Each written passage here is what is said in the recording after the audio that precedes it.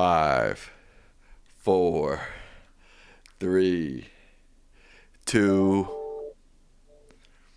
1. Coming to you live. It's Lichtman Live. Say what's up to the people, Dad. Because I am drawing on your expertise, because something really significant has happened. It just happened, and we're probably not ready yet, at least I'm not, to assess whether it turns the foreign policy success key or not. So we're going to take a poll after we talk about it a little bit, aren't we, Sam? Well, yeah, I was just say let's intro it a little bit. I mean, Yeah. You might notice people might. Of course, I said after we talk. Right. You might notice, folks. What's that? I was going to say you might notice, folks. My dad has a new and improved camera. We're upgrading. Look at that. It looks beautiful. We're upgrading here at Lichtman Live. Unfortunately, we couldn't get the microphone to work. But hey, one step at a time. One step at a time, right? I thought you were going to say a new and improved dad, and I'm not sure that's true. But I need everybody to wish me good luck, because what am I doing on Saturday? The Senior Olympics on Saturday. The Senior Olympics. I'm racing in the 75 to 79 year age group in the 1,500 meter run, something I haven't done in 42 years. Pretty good. Pretty good. All right, let's intro the main segment. We all woke up today to pretty big breaking news. There was a hostage swap between the Russians and the United States government. The biggest hostage swap in the modern era, the biggest hostage swap since it was the Soviet Union. Two big notable people that came home were Paul Whelan and Evan Gershkovich.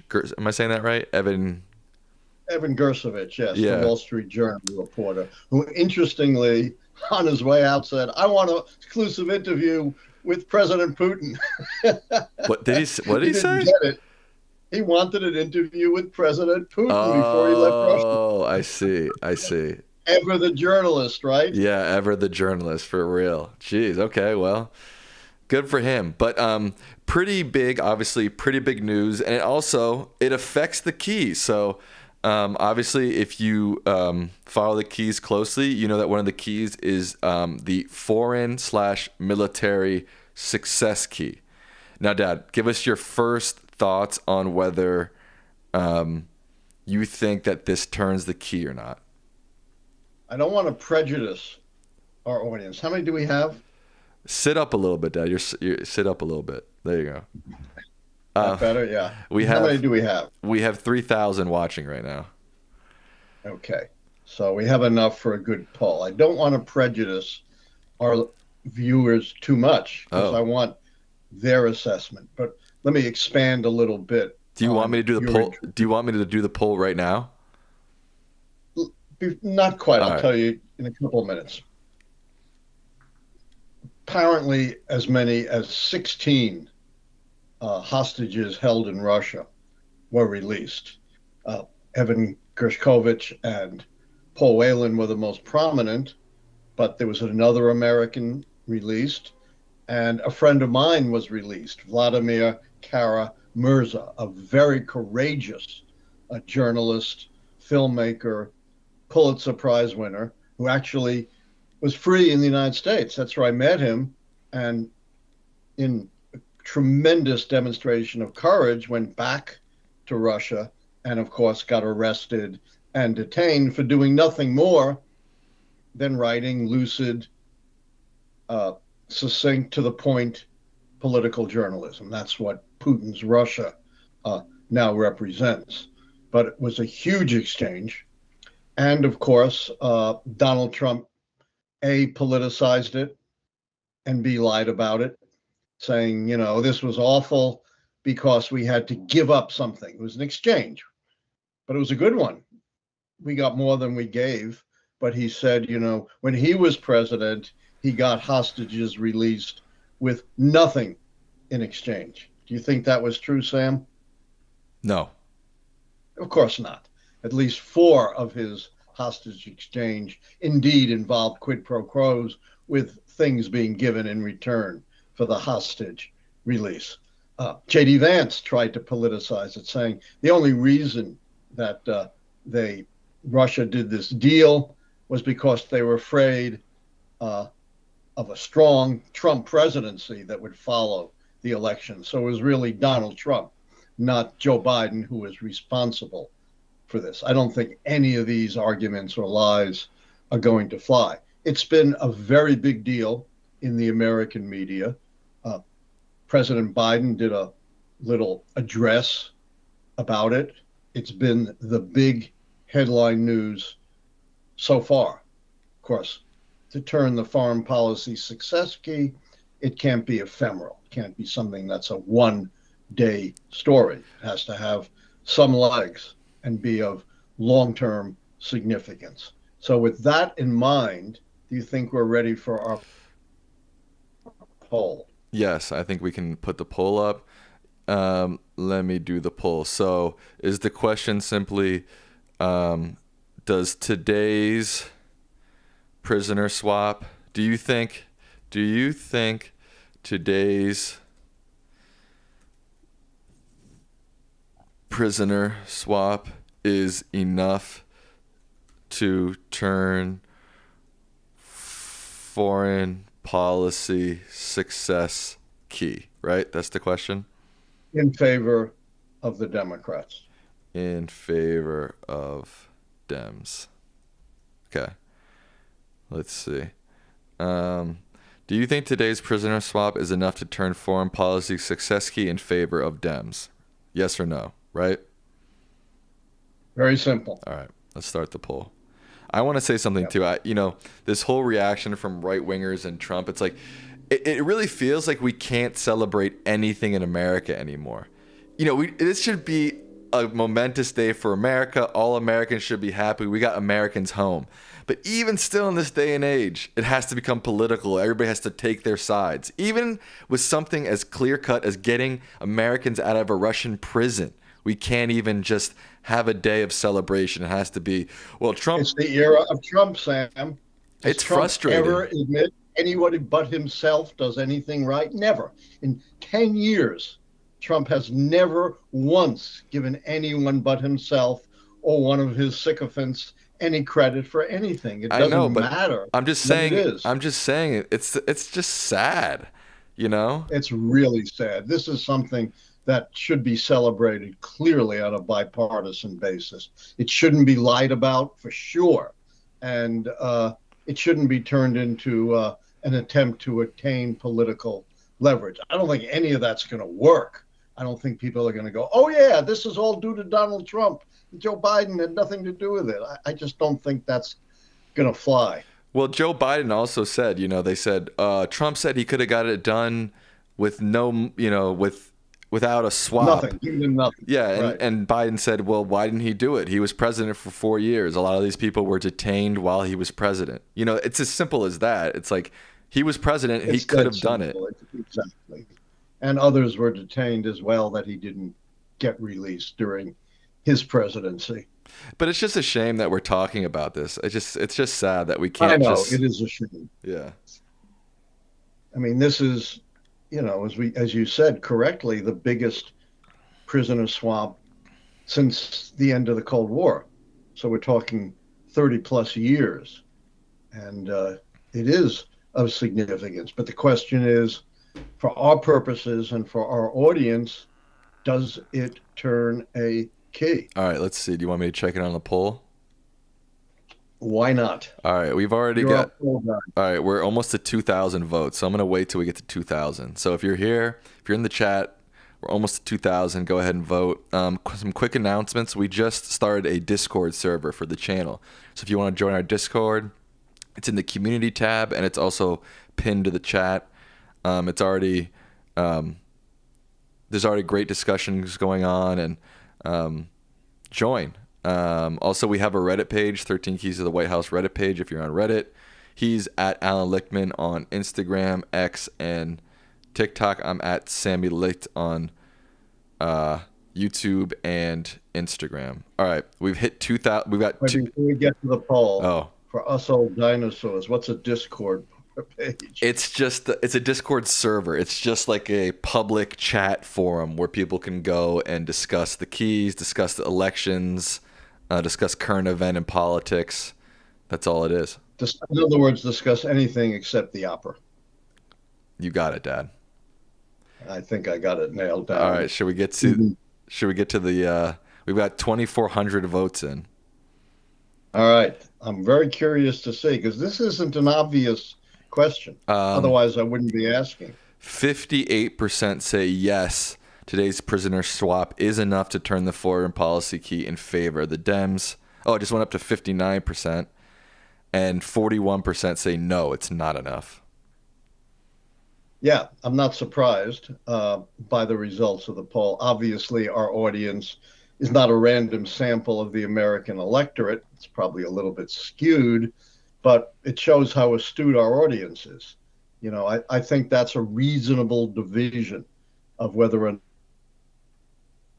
not this turns the key. And maybe a lot of the 41% are simply holding judgment. That is, waiting to see if this has legs or kind of disappears from public debate and discussion, you know, by next week.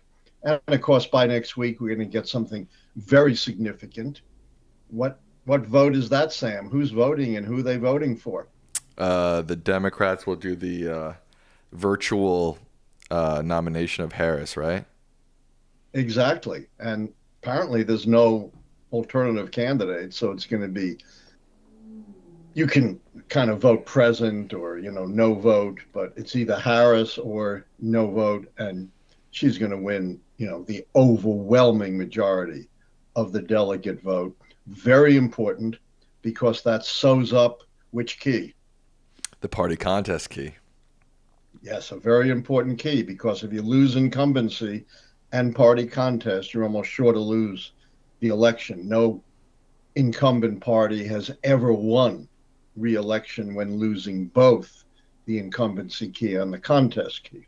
And I think also the energy that's followed the ascension of Harris has indirectly affected two other keys. Hadn't thought of that, you know, before this happened, but I think it's diminished the appeal of RFK Jr.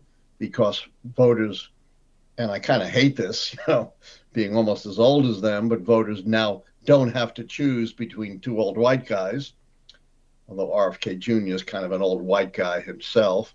And I think it reduces the likelihood of any significant social unrest, because with Biden stepping out of the limelight and no longer being a presidential candidate, I think it makes it unlikely that there'll be massive protests against his policies. So keys have trigger effects, and I do think sewing up the contest key. I can't prove this, but you know, I've been doing this for over 40 years. I do think it has a reverberating positive effect for the Democrats on the third party key and the social unrest key. And of course, if the Democrats could secure the foreign/military success key, that would be major. But I don't think we're going to resolve that tonight, right, Sam? No. So are you saying maybe that Plan B actually was better for the Democrats than Plan A in the end? You know, who knows? You know, I hate doing hypotheticals. And of course, we'll never know what the efficacy of Plan A was. But, you know, I was delighted to see the Democrats, to the extent they could, follow Plan B and make sure, contrary to a lot of the pundits and the journalists, not have a big party brawl for the nomination, but unite in acclamation around Harris. So I think, you know, the Democrats may have learned something and, you know, maybe following the keys. It wouldn't surprise me at all. Remember what Ron Klain said, here's to the keys, which don't depend upon the fickle polls. Well, he also said that Biden was staying in the race. No, I don't want to hear that. So let's not. No one else he said. Right. A lot of people have called you out for that, but look, you were just reporting information. It wasn't. Yeah, what can I tell you? You know, Ron Klain is as close to Biden as anyone. And probably at that point, they all believed Biden was going to stay in. And, you know, I just reported. Right. I've always said, what have I said about my inside information? You're not an insider. I don't have any, Yeah. except what people tell me. So I'm not sitting in the Oval Office, talking to Joe Biden. So all I can do is report what, you know, those close to Biden have said. Whoa, someone just Any further update on the poll? someone just donated $200. Diesel Seattle. They say, Thank you. thanks to your Let's keep work. this on the air. They say, thanks to your work, we only listen to you and the Keys. Thanks for all you do. Well, thank you, Diesel Seattle, for that super chat. We appreciate that. All right, but let's nail this down. So the poll is now at 3,100 votes and now 60-40. Yes. Wow. But That's pretty powerful. But the people want to know, what do you think, Dad? Does this turn the key? I'm not saying. I haven't decided yet. But again, what I want to see is does it have legs? Right. Is So this a one-day story, or is this going to be sustained? So you're holding you're holding Part of the Democratic ads, the campaign, and I want to see if there's some bipartisan recognition. Obviously, Trump and Vance are hopeless; they'll never recognize anything. But will some of the more responsible people within the Republican Party, Mitt Romney, Susan Collins, Larry Hogan, I'd be curious what some of those Republicans think, to see if there's some bipartisan recognition that this is a really significant, worthy accomplishment. So your answer... I haven't heard from them. I don't know if they've spoken out on this or not. Maybe some of our audience knows what some other Republicans have said. So your answer is you're waiting. You're waiting. You don't have a definitive answer. You're going to wait to see how this plays out in the public sphere. Right, and in the political sphere. Right. Again, I want to see what more responsible Republicans have to say about this. I don't care what Lindsey Graham or Donald Trump or J.D. Vance or Ted Cruz say. I do care about what, some more rational, responsible Republicans have to say. And I know there's a lot of questions coming in from our members and from donations about Harris's potential VP pick. Do you have any thoughts on that today? Yeah, I do. Again, I don't think the VP pick turns the election, but a VP pick is incredibly important. That's why J.D. Vance was such a disastrous pick. He would be, a horror show as president. But that's the point of the VP pick. Quite often, vice presidents have become president upon the death or resignation of a president. Harry Truman, for example, filled out almost all, except for, a few months of FDR's fourth term, literally became a president for almost 4 years. Lyndon Johnson filled out more than a year of the term of John F. Kennedy. Gerald Ford filled out about a couple of years of the second term of Richard Nixon. So vice presidents not only become president, but they become president for very significant periods of time. The worst example is Andrew Johnson, who filled out almost all of Lincoln's second term and turned it into an absolute disaster that led to the first impeachment of a president. So I think all of the names that have been vetted are qualified. In my view, it's come down to two. Who do you think they are, Sam? Mark Kelly and Josh Shapiro. Well, you don't need me. You're right on the money. And they're very different, right? Mark Kelly's a senator, a military guy, an astronaut. His wife, Gabby Giffords, was shot and almost killed, a victim of gun violence, and has turned into maybe the nation's, since James Brady, most important advocate for reasonable gun control. Josh Shapiro has a much more limited resume. He's been very successful in state government, but he was only elected governor in 2022. And he's also Jewish, whether that is going to create, I'm sure that will create lots of anti-Semitism from the Trump camp, but I don't know if that's going to go anywhere or just backfire. They blame George Soros, the Jewish Holocaust survivor, for every ill in America, accuse him of fomenting race war. So, yeah. Josh Shapiro. Yeah, I think that's bring Pennsylvania. I'm not saying you appoint Josh Shapiro, you're going to win Pennsylvania. It doesn't work that easily. But Pennsylvania is the most important swing state. It has 19 electoral votes. It would be almost impossible for Vice President Harris to win the Electoral College without winning Pennsylvania. And I think, she gave some hint that it's likely to be Shapiro. What was that, Sam? I don't know. I don't know if this report is confirmed. Some people were saying in the chat that she's going to do it. It's not confirmed. I'll have to look it up. But I have a question for you. Do you think it's worth the risk of running?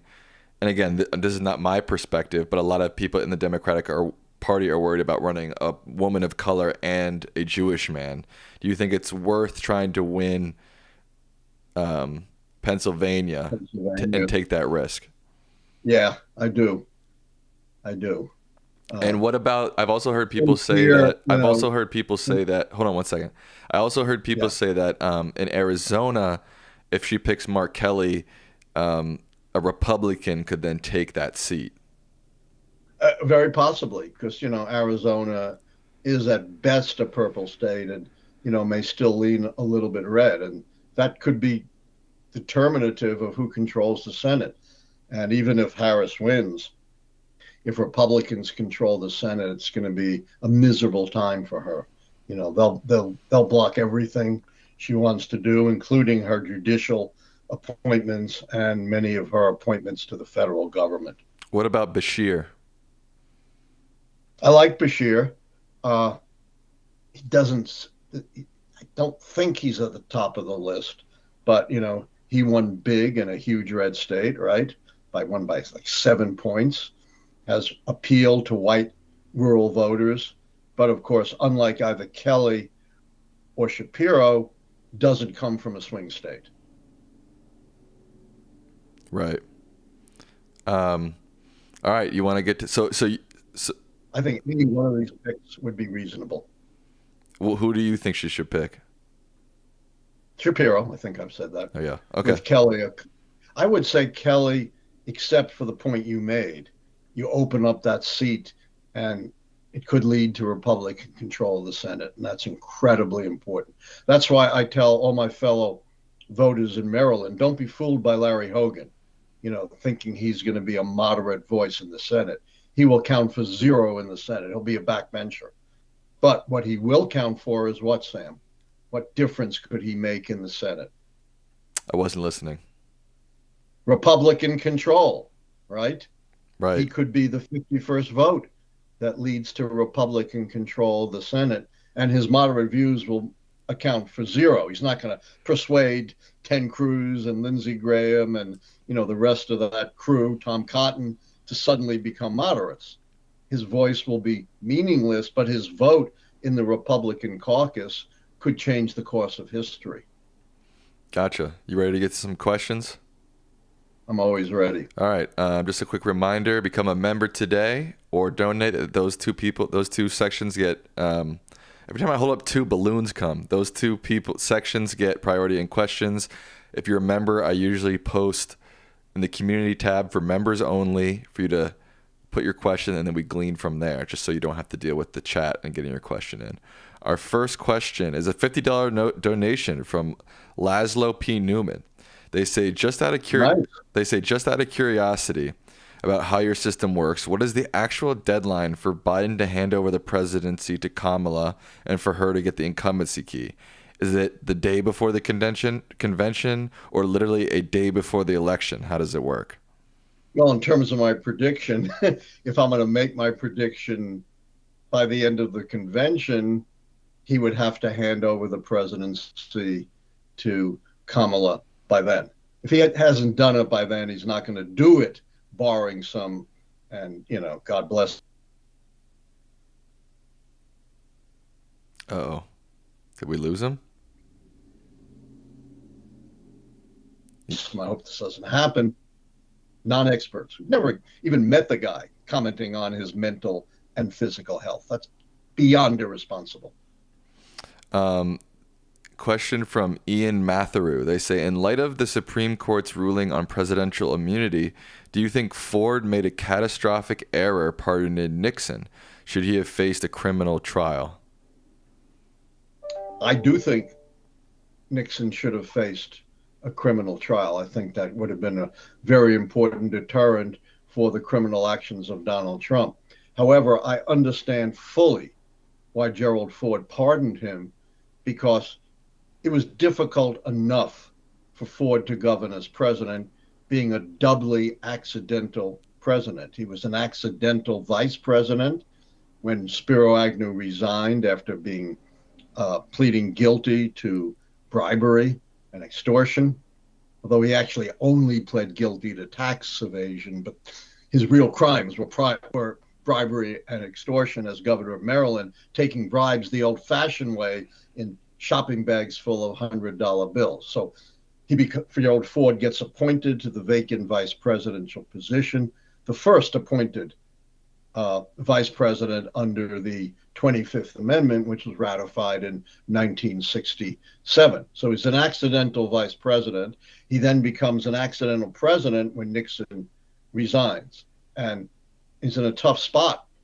You know, the Vietnam War is not going well. The economy is not going well. He was never elected to anything beyond a congressional district in Grand Rapids, Michigan. And it's understandable why he thought his presidency would never get off the ground if Richard Nixon was brought to trial. That would be the national story that would overshadow and undermine the Ford presidency.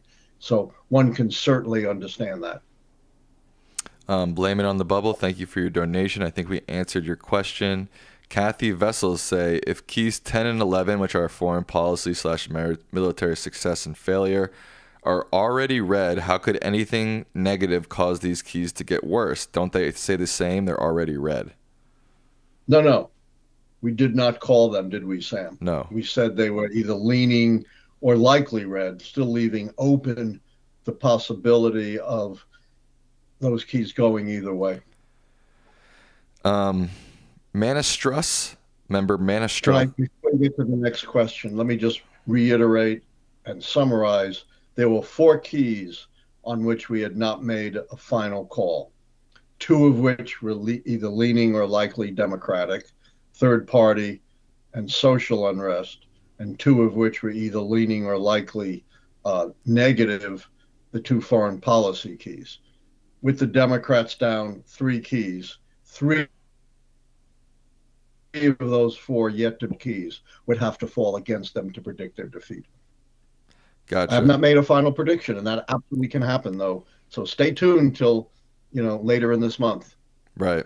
It's so funny. So many people out there are saying, he made a prediction. You couldn't be more clear that you have not made a prediction. People have really not just people in our audience, but, lots of major journalistic outlooks have said, Nostradamus of politics makes his prediction, even though I always say, and, I don't mumble, I'm not unclear. I'm not Donald Trump who speaks in, impossible syntax. I have not made a final prediction yet. It still could go either way, although a lot would have to go wrong for the Democrats to lose. Could I be any clearer? No, I think that's as clear as it gets. Member Manistrus says, historically, has there ever been an instance when a VP pick has been fired or thrown off the ticket in the same year as the presidential election? Absolutely, yes. When? Do you know when that was, Sam? I have no idea. 1972. George McGovern, bless his heart, may he rest in peace, I knew him well, picked Thomas Eagleton, very eminent senator from Missouri. This shows how much politics has changed. Turns out he had depression at one point. And back in those days, they had some pretty primitive measures. And he had undergone shock treatment. And that was like a huge scandal. Can you imagine, compared to all of the, things that piled on for Donald Trump? Just having treatment for depression led to this huge public backlash. And McGovern bounced Thomas Eagleton from the ticket and ultimately picked a guy from Maryland. You know who that was? No. Sergeant Shriver, John F. Kennedy's brother-in-law, married to Eunice Kennedy, another, may he rest in peace too, another political figure I knew very well here in Maryland. JT. You hear a Sergeant Shriver story? Yes. You know, Shriver was this patrician, you know, a very rich guy, very cultured, very intellectual. Wasn't exactly a man of the people, but he was running for president. You know, I think 76 or around there. And he was running for the Democratic nomination in New Hampshire.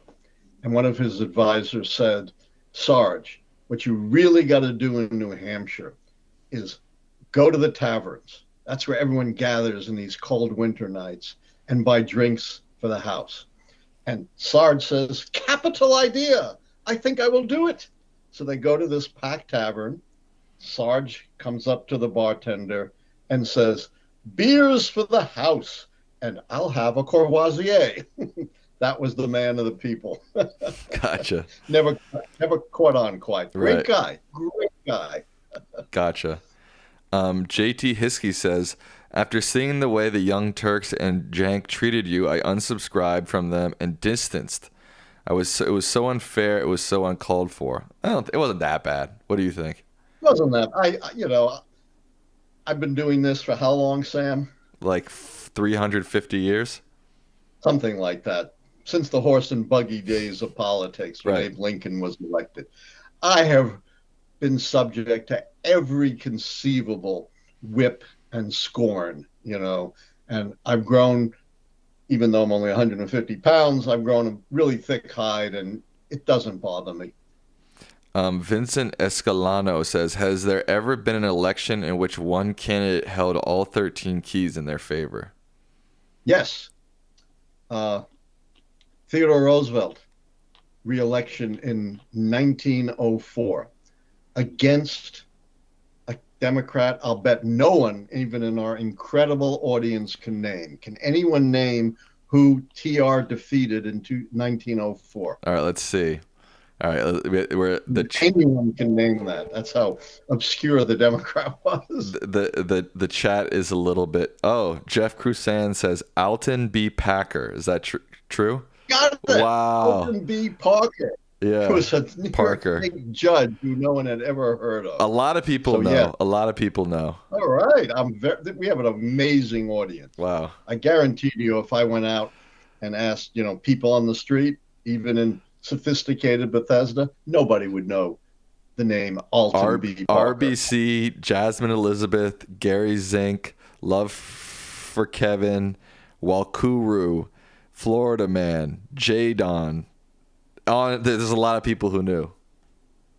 I am impressed. Now, of course, they all had access to the internet, so I don't know how many of them, Googled. It was pretty quick. It was pretty quick. But hey, I'm not that adept, but I know people can access the internet in 20 seconds. But I assume, knowing how sophisticated and knowledgeable our audience is, I'm sure they all just knew this. Speaking of a Roosevelt. Did you learn something here, Sam? Yeah, I had no idea. Nobody does. Speaking of the most obscure presidential candidate in history. Really? Yeah. All right. You mean leading, like nominated general election candidate? Yeah, major right. Major party, right. Candidate. Yeah. I'm not talking about, the Prohibition Party. Right. Speaking of a Roosevelt, what are your thoughts on FDR's 1939 Supreme Court reforms, which were called a court packing scheme by opponents? Yeah, they were actually 1937, but you're close. That's what he said. Sorry. Yeah, it's important though, because he proposed to pack the Supreme Court, which is what his opponents called it, right after his landslide win in 1936, and it proved to be FDR's first political defeat and his most significant political defeat. The reason he wanted to reform the court was the same reason Joe Biden does. It was a very right-wing court, and it was striking down some key pillars of the New Deal, and he believed it could strike down the two most important elements of the New Deal, the Social Security Act and the Wagner National Labor Reform Act. So he proposed that he would get an appointment for every justice over 70, and most of them were, in fact, over 70. So he would have gotten a lot of Supreme Court appointments. To that point in his presidency, he had none. There was a huge backlash against it. He couldn't even get his own party, which had overwhelming, like 75% majorities in Congress, to even bring it to the floor for a vote. And it kind of was a shot in the arm to what had been an utterly defeated Republican Party to that point. I have a crazy Supreme Court idea. Can I tell you it? You tell me what you think of it. Well, you can tell it to everyone. Oh, right. I forgot we're on a live show. Yeah. 6,000 people watching. All right. Every president, not every term, but every president gets to put in one Supreme Court justice. So every new president that's elected, one Supreme Court justice. Next president, one Supreme Court justice. Next president, one Supreme Court justice. And just keeps going, and people retire or pass away, then they're out. No term limits, but every new president. That's a great idea. You like that?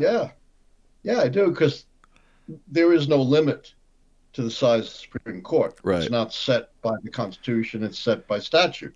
So you absolutely could have every new president have a Supreme Court nominee. The problem is remember what happened with Merrick Garland. Yeah, but that's the thing. You would make some sort of rule, law, something that says every president gets one, no more, no less, just one. But the Constitution still says it has to be approved by the Senate. Yeah, I don't know. It's tough. It's really tough to do anything these days because of the polarization. Which is why I think, Biden's domestic policy accomplishments are so amazing. The CHIPS bill, the stimulus bill, the infrastructure bill, the veterans burn pits bill, the inflation climate change bill, an amazing array of domestic accomplishments in the face of extreme polarization and Republican opposition. It's quite amazing what he's been able to do. Whereas Trump in his 4 years, even with 2 years of Republican control, had one major piece of legislation, the big corporate and personal income tax cuts. Question from one of our mods, Sean. They say, do you think that the assassination of the political leader of Hamas, who was a major negotiator in the ceasefire and hostage talks, means there will very likely be no ceasefire or hostage release before the election? Well, one of my favorite quotes, Sam, is from Benjamin Disraeli, right? Finality is not a word we use in these circumstances. So yes, I think it makes it less likely, unfortunately, to get a ceasefire and a hostage release, but it doesn't entirely preclude it. You think it was a mistake for Netanyahu to do that? I think it's mistake 1001 for Netanyahu. Right. Member Soccer Guy says, when did you call the Keys in 92? It must have been late because Perot didn't re-enter the race until October. Yeah, it was very late. It was, I think Perot entered the race a little before that. I'm trying to remember. It's a long time ago. I think I called it very late, in September. By the way, I got to know Ross Perot. He asked me to write his autobiography, and just as he pulled out of the race for president, he pulled out of the autobiography agreement. I have no idea why. I never heard from him again. Who was this? Not autobiography, his biography. Ross Perot asked me to write his biography after the election, and then pulled out of my writing his biography, and I never heard from him or saw him again. Right. Tim A., I think we answered your question. Vincent says, I have a gut feeling that 12 to 15% of GOP women are lying to their husbands/families about supporting Trump and will instead vote for Harris in secret. That could well be. One of the things I pointed out, and you've heard this many times from me, is the error in the polls is much greater than statistical error. There's lots of human error, which is not random but unidirectional. And just as the pollsters underestimated Republican voting strength in 2016, in recent elections, they've substantially underestimated Democratic voting strength by 5+ points. So this kind of hidden Democratic vote among the wives of Republicans could be part of that explanation. Absolutely. Very brilliant. Hopper's Vids with a controversial question. They say the last time 5 keys were false, you got the prediction wrong. What makes this time different? I've never gotten a prediction wrong. I don't know what they're referring to. So in your face, bro. Yeah. Bonkers, member Bonkers says there have been 3 occasions when the keys did not result in a win. 1876, 1888, and 2000. In all these cases, the challengers secured, same question, 5 keys. I guess. 2000, yeah. No one knows who won in 1876, the truth of the matter. What happened in 1876 was it was the end of Reconstruction. So in 3 states, South Carolina, Louisiana, and Florida, it's always Florida, there were competing slates of electors from the old Reconstruction and the new white supremacist government. And the Constitution is silent on what should be done. So Congress formed a committee to resolve it. It was supposed to be 7 Republicans, 7 Democrats, and 1 independent. Didn't work out that way. The 15th member was a Republican, and by 8-7, the Republicans resolved every issue in favor of the Republican candidate Hayes. Did he really win? Nobody knows. 2000, as I pointed out, was a stolen election. I got it right. I proved it with my report to the United States Commission on Civil Rights. It's still up on their website. You can check it out. And it was further verified by a subsequent 2003 study by Professor Walter Meebane of Cornell University, who found that based on the intent of voters, Gore should have won Florida, not by 537 votes, like what happened when the Supreme Court stopped the recount, but by tens of thousands of votes. And 1888 was a totally different era when Grover Cleveland, even though he didn't win the Electoral College, just piled up all of these votes in the South where the Republican Party had been essentially snuffed out and there weren't any Democratic elections. Member Chris Walls said, I've had a long-standing interest in the work of American historians past and present. What are your thoughts on the work of Samuel Eliot Morison, and which past and present American historians are your favorite? Well, I'm very reluctant to pick favorites because they're all my buddies. And Samuel Eliot Morison, is from a much earlier era. He's long passed away. He's a great writer, but probably not. His work probably doesn't stand the test of time all that well because it's a bit dated. But he was a very important historian, very eloquent, very much involved in the Library of Congress as well. My favorite historian, because he's a close friend who worked with me on the amicus brief on Section 3 of the 14th Amendment, is Vernon Burton of Clemson University. Carlos Alvarez. Is that the tennis player? That's Alcaraz. Oh, Alcaraz, right.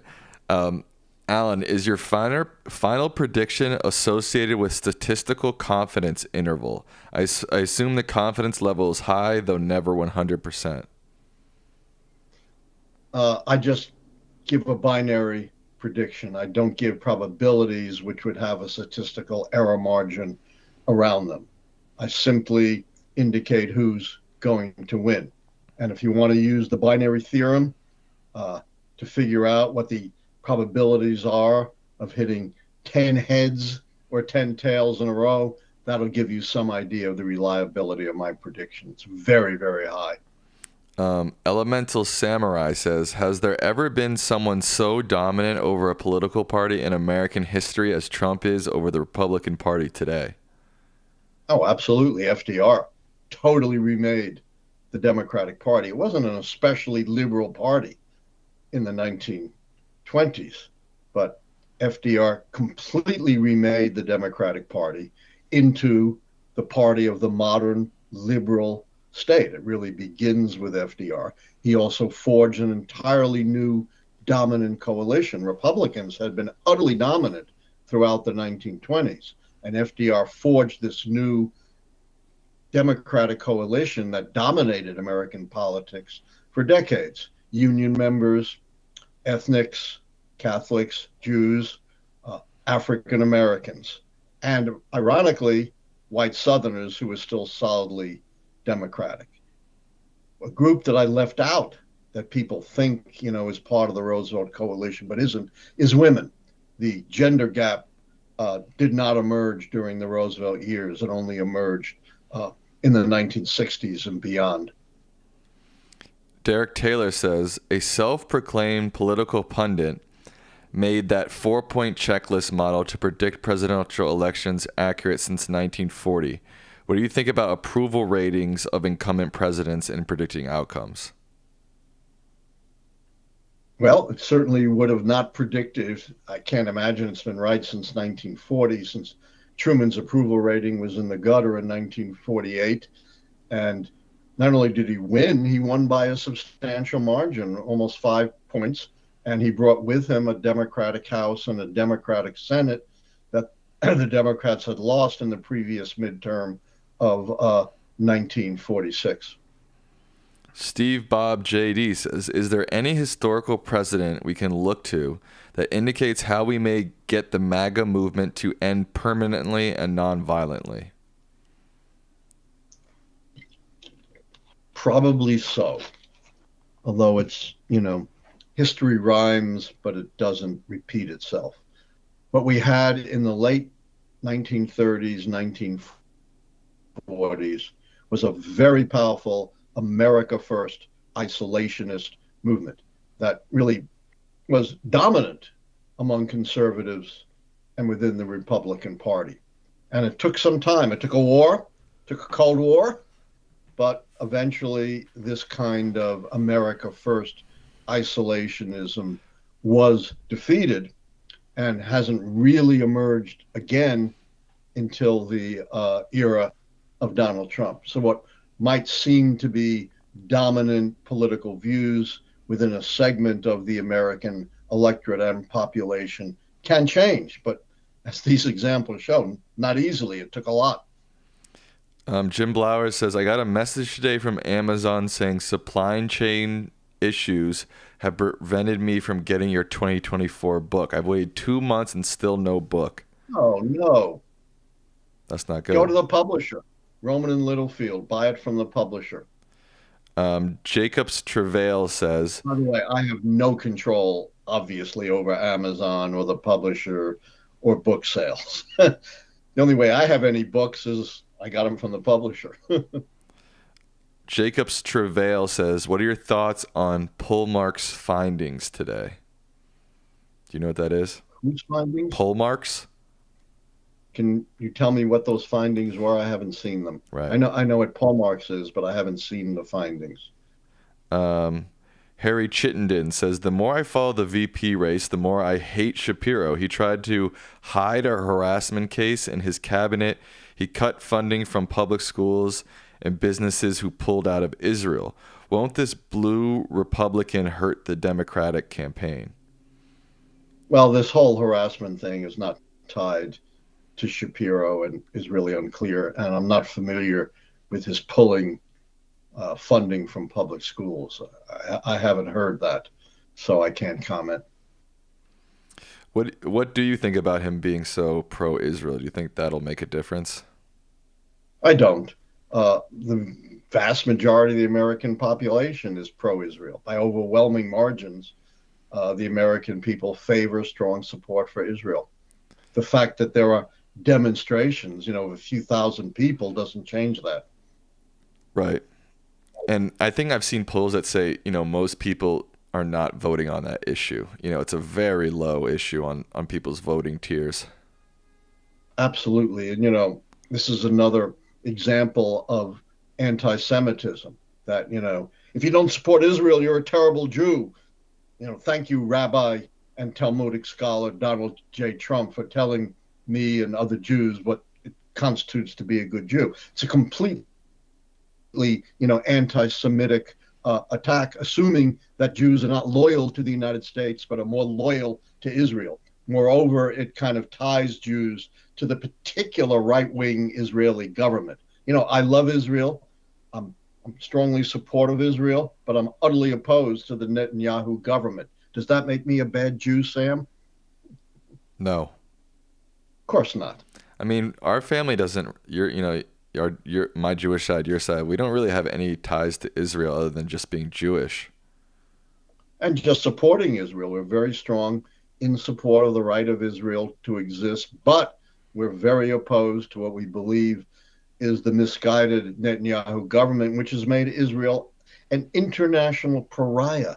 Israel can't afford that. It's a little tiny country. It needs support from the democratic world, and Netanyahu has alienated virtually every democratic country around the world.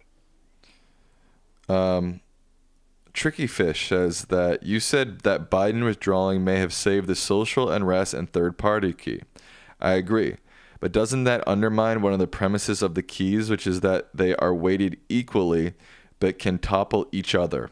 So how does sacrificing one key for two make sense if that premise is correct?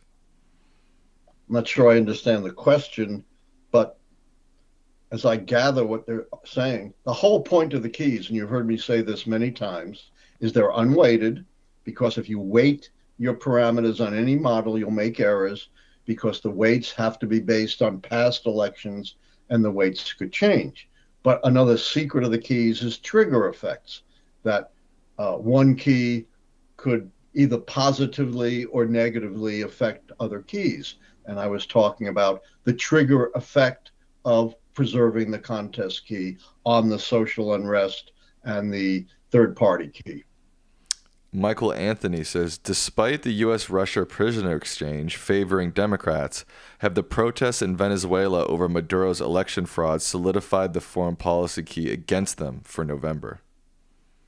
I don't think so. I don't think Americans are blaming Biden for, the dictator Maduro in Venezuela. Whereas he's directly involved, of course, in the hostage release. J.B. Brenner says Trump is sometimes compared and contrasted with William Jennings Bryan. Is there anything Bryan's career can teach us about modern politics? Yes, that it is. And you saw my tweet on this. Trump is not a populist. He's a plutocrat. His most important policies don't benefit ordinary people, like the big tax cuts or the deregulations. They benefit corporate interests and the wealthy. Trump said it himself. After his tax cut, he had these wealthy mega donors at Mar-a-Lago, and he said, you're now going to be even richer. And that's absolutely right. William Jennings Bryan was a genuine populist. And being a populist means that you favor policies that advance the interests of ordinary Americans. And William Jennings Bryan did that. He advocated things like the graduated income tax, the coinage of silver. In those days, they had currency based upon gold. So he wanted the monetization of silver to expand the money supply and help ordinary individuals. He favored aid to agriculture, regulation of big corporations, all things that are anathema to Donald Trump, which is why it is so misleading to label him a populist. William Jennings Bryan was a genuine populist. Squirrely Squirrel, thank you for your donation. I think we've answered that question in past live streams. Crypto BT wants your thoughts on Trump's Bitcoin conference and BTC reserve. Again, it's typical Trump, 180 degrees. He had denounced crypto as baseless, meaningless, based on nothing. And now he's become the biggest champion of crypto. I don't know why, but I can only assume, knowing Trump, he thinks there's some financial and political benefit for him in it. For Meta What asks, how do we stop GOP election officials from refusing to certify the ballots? Yeah, I've been asked that before, but it's important to reiterate. It's important to have large numbers of poll watchers at the polls to make sure there aren't shenanigans designed to undermine the legitimate vote. And you need teams of lawyers, just as the Democrats had in 2020, ready to stop any attempt to steal the election. There were 60 some cases in 2020. Trump and his supporters lost all of them except one inconsequential case. So it's very, very important that those who believe in election integrity, and I'm not talking partisanship here, just election integrity, that the verdict of the voters should stand, should be ready to defend that in court. Black Dread Scotland says, do you think a third party can win the White House? And if so, can they use your keys? I think it's virtually impossible. I hate to say this. I've been an expert witness on ballot access for the third party, including the pivotal Supreme Court case, Anderson versus Celebrezzi back in 1980. But I think it's essential, again, quoting Disraeli, I don't want to use the word finality, but I think it's close to zero that a third party could win the White House. Never has, never came close in the Electoral College. Ross Perot won 19% of the vote. How many electoral votes did Ross Perot get, Sam? Zero. You got to win states. Almost impossible for a third party. The two parties really have the system pretty well sewn up. They have automatic access. They have access to big money. They control access to the media. Very, very difficult for a third party or independent to break through, when they never have.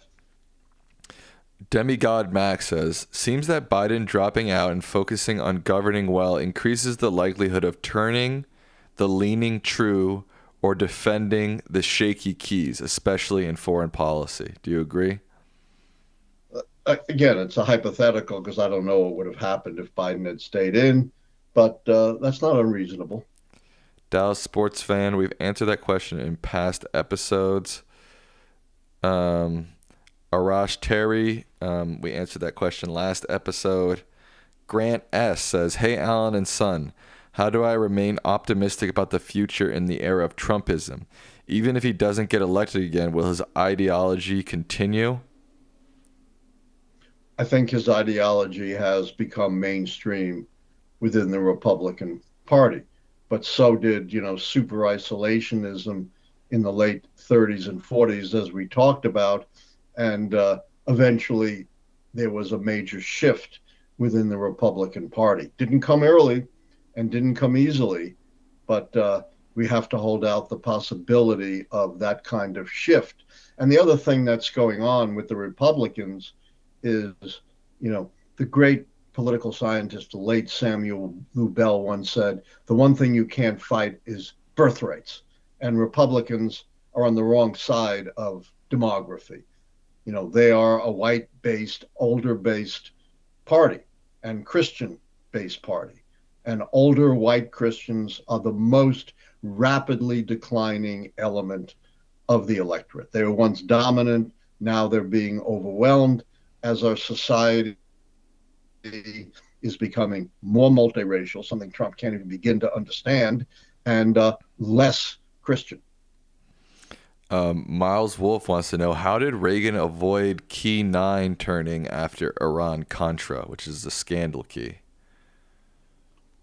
I don't remember exactly, but I think the scandal just faded because, as I point out in my book, the investigations led to the wrong question being asked. The real scandal in Iran Contra was the establishment of a government within a government headed by William Casey, the CIA director, who died before he could be fully questioned about it. It's called Project Democracy, independently funded by money from the arms sales to Iran, by wealthy right-wing widows, by Arab sheikhs, to be operationally independent of the State Department, the Defense Department, the Justice Department. They missed that. That should have been the focus of the investigation. Instead, they, like the generals fighting the last war, reprised the Watergate hearings. What did the president know and when did he know it? And Reagan didn't know anything, right? They couldn't pin a thing on the sliding, slippery Reagan. Maddie, I think we've answered your question already. Kevin says, can you explain why a contested nomination hurts the party in power but not the challenger party, and why is the contest key so predictive on its own? Because it indicates deep problems with governance. When the ruling party, the governing party, is divided among itself, it sends a terrible signal to the American people about the strength and performance of the White House party. That's why it is such, on its own, a fairly good, not definitive predictive key, and an element of the 13 keys. Whereas the out party's not governing. So a fight among the out party has no bearing on governing by the out party, which is not governing, and can actually signal to the American people that the out party sees a real opportunity to win here, and that's why you have all of these candidates contesting against one another. And historically, contests within the out party have not been at all predictive of defeats within the out party, as we saw with the big contest among Republicans in 2016, or the big battle between Hillary Clinton and Barack Obama for the Democrats in 2008. I think we need to wind down here. Okay, you're getting tired? No, I can go on, but I don't want to establish a precedent of going too far past an hour. Sure. How many viewers do we have? Right now we have 5,500. Okay, that's excellent. Also, I will be live after this live. The link to my live is in the description of this video, at Sammy Licht on YouTube if you want to keep chatting. Because this man's busy. You can't always have his time. You want to do some rapid fire questions, Dad? Yeah, and by the way, Sam keeps claiming he's way more hip than I am. I deny that, but he claims that his show is way more hip. Way more hip. I deny it. But anyway, I think I'm in the swim, but you tell me I'm not. Is there any formula or method of correlating the impact of military victories to how long it stays in the minds of voters? There's no formula for that. Each is unique unto itself. But the big military victories stick, and of course, like the Gulf War or World War II, are broadly recognized as of great military significance. While not in the keys, do you think Trump's political tactics, like endorsing nut jobs down ballot, relying on TPUSA for getting out the vote, and picking J.D. Vance makes it easier for Democrats to win? None of that turns a key. I do think the pick of J.D. Vance is very problematic because he's a Trump clone and certainly has indicated he is in no way qualified to unite the nation and become president. So it's important unto itself, even though none of that turns a key. I had already pronounced the one key that had to do with the challenger, key number 13. The challenger is not one of those once-in-a-generation inspirational candidates, as true. And none of this changes that, obviously, just reinforces it. What's your rebuttal to those who say the New Deal didn't work and didn't get us out of the Great Depression? We haven't had a depression since the New Deal. There have been depressions before the New Deal virtually every decade. While we focus on the Great Depression of the 1930s, the Great Depression of the 1890s, or the 1830s were almost as great and almost as devastating. And the correlation is clear. Since the New Deal, there has not been another depression, and there was one every 10 years at least before that. All right, remember, we're doing rapid fire. Oh, but that wasn't a question that I could be know. rapid fired. I mean, All right, here's one. Arlen Cohen asks, if the Feds drop interest rates in early September, would that have any effect other than strengthening the short-term economy key? Yeah, it would have no effect. I already called the short-term economy key as true. Do you think Shapiro will cost Democrats Michigan because he's so pro-Israel and there's a lot of Arab voters in Michigan? There are more Jewish voters in Michigan, so it's not clear. You know, you can't predict elections based upon that. Alexander Garson, I don't really understand your question. Vladimir Planton says, if Harris picks Senator Mark Kelly, couldn't he just be replaced by Dem Governor Katie Hobbs? Yes, but you also have a special election. What's your thoughts on Missouri Governor Tim Walz as a VP pick?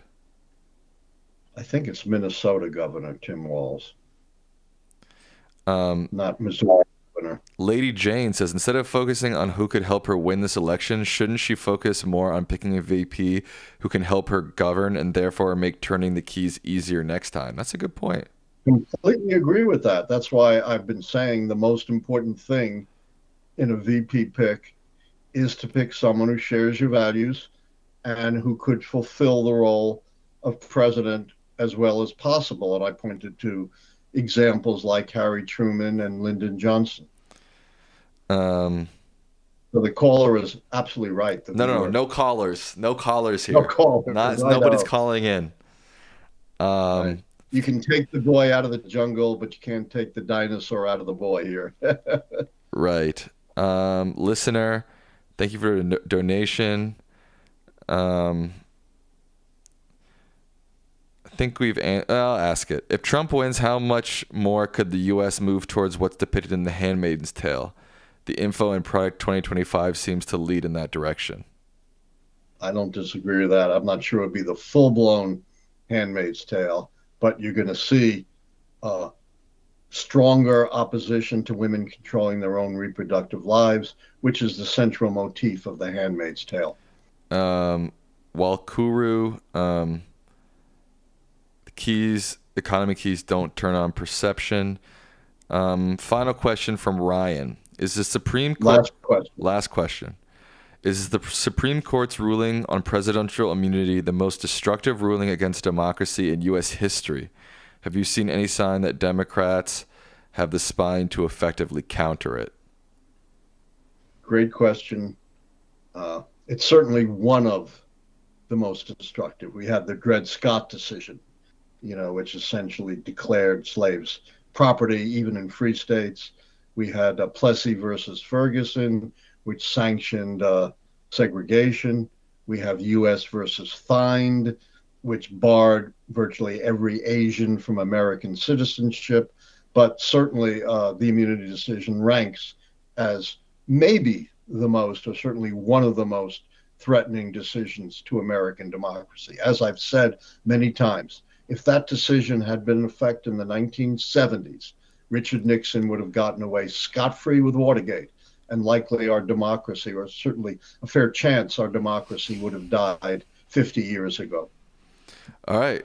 With that, we will wrap up. There's still 5,000 people watching. I expect at least half of you at my live, so at least 2,500 people in my live. You can go to me at Sammy Licht on YouTube. Also, the link is in the description of this video. Any final words? And you got to give me a second to transition. I'll be there in a couple of minutes. Any final words to the people, Dad? Yeah, final word is yes. This hostage release is potentially very significant, certainly the most important hostage release in many decades. but don't jump to a conclusion yet on whether it turns the key on foreign/military success or not. Let's give it some time, and we'll probably take another poll, right, Sam, at a subsequent live show. Yes, the poll ended at 63% say yes. So and how many respondents? 6,800 votes. Wow, that's by far the most we've ever gotten on a poll, isn't it? I think so, yeah. And this is a consequential poll. I'm going to take into account these views. All right, so the not so hip guy is signing off. The hip guy will be on soon. Correct. All right, say good night to the people, Dad. Good night, everyone. See you Tuesday.